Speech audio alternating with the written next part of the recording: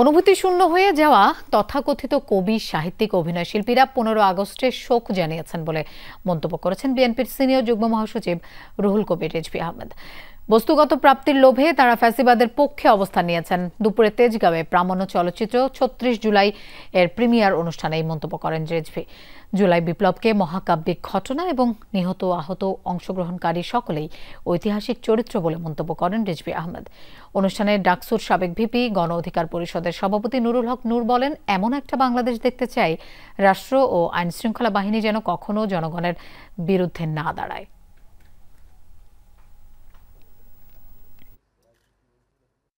তথাকথিত কবি, সাহিত্যিক, সংস্কৃতির চর্চার সাথে, শিল্পের চর্চার সাথে যারা থাকে, এরা বোধহয় তাদের ওই অনুভূতির জায়গাটা বিসর্জন দিয়েছে।